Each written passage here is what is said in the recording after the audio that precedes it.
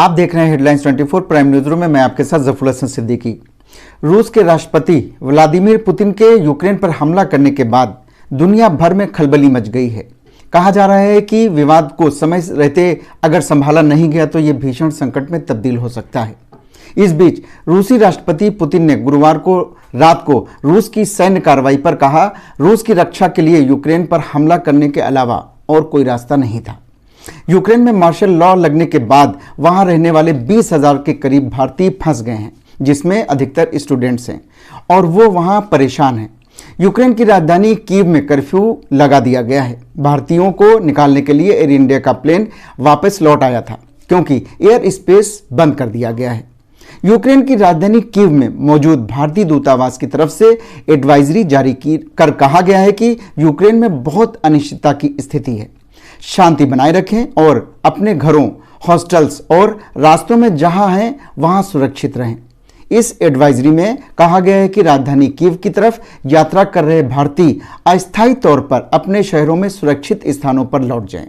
खासकर यूक्रेन की पश्चिमी सीमा से लगने वाले सुरक्षित स्थानों की ओर जाने की सलाह दी गई है। इस बीच प्रधानमंत्री मोदी ने भारत की चिंताओं से रूसी राष्ट्रपति को अवगत भी कराया है। यूक्रेन में एयर स्ट्राइक होने के बाद यहां अफरा तफरी का माहौल पैदा हो गया है।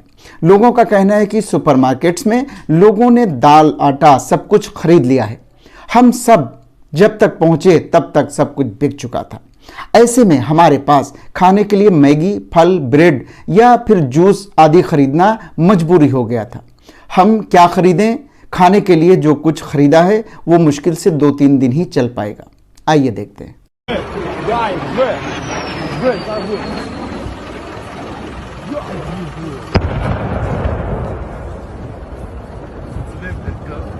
हम लोग रात भर यहाँ पे आए हुए हैं। हम डिफरेंट यूनिवर्सिटी से आए हुए हैं, बहुत सब अलग अलग जगह से आए हुए हैं। हम एम्बेसी को कॉल करे जा रहे हैं। यहाँ पे हम बहुत परेशान हैं, लेकिन एम्बेसी कोई जवाब नहीं दे रही है। ना यहाँ से जाने के लिए कोई रास्ता है हमारे पास, टैक्सी वाले नहीं मिल रहे हैं और कुछ भी नहीं है और एम्बेसी कोई जवाब देने को तैयार नहीं है। तो अब हमें जवाब दीजिए, हम करें क्या? एम्बेसी हमारी जो एम्बेसी है कीव में वो बंद हो चुकी है। मतलब उन्हें बोल दिया गया है, ऑर्डर आ गए हैं कि इंडिया जा रही है एम्बेसी। तो अब यहाँ पे कोई हेल्प करने के लिए तैयार नहीं है। टैक्सी नहीं मिल रही है, बस नहीं मिल रही है। हम कहाँ जाएं? मतलब पर हमारी रिक्वेस्ट है कि सिर्फ हमें सेफ जगह पे लिया जाए। हम ये नहीं कह रहे कि हमें तुरंत इंडिया वापस जाना है, पर हमें एक सेफ जगह, हम एम्बेसी से ये चाहते हैं कि हमें एक सेफ जगह दी जाए। कल ही हमारे आधे से ज्यादा बच्चे और मेरे बहुत सारे ग्रुपमेट्स एंड मेरे बहुत सारे दोस्त कीव से घर जा रहे थे और वहां पे बीच में बॉम्ब ब्लास्ट हुआ है। उन लोगों को बीच में रोक दिया गया है, उन लोगों को बीच से ही भेजा गया है।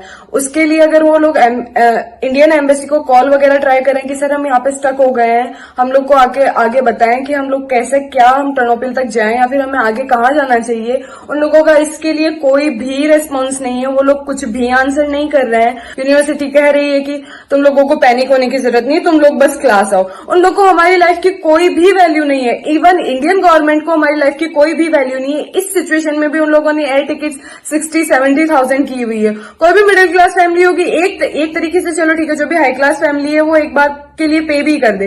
कोई भी मिडिल क्लास फैमिली होगी, कैसे 60,000 की ना टिकट करा के वो चले जाए। इस सिचुएशन में जबकि उन्हें हमें इवैक्यूएट करवाना चाहिए। उन लोगों की रिस्पॉन्सिबिलिटी बनती है कि 20,000 students, more than 20,000 students Ukraine में पढ़ रहे हैं। हमारे देश के फ्यूचर के लिए तो ही हम यहाँ पे पढ़ रहे हैं ना, चलो हम हमारे लिए भी पढ़ रहे हैं, बट फिर भी इंडियन गवर्नमेंट को थोड़ा इतना तो सोचना चाहिए ना कि अभी इवैक्यूएशन का, चलो आप अगर फ्री नहीं करवा सकते तो प्राइस तो आप थोड़ी कन्वीनियंट कर दो ना, ताकि सबके लिए इजी रहे।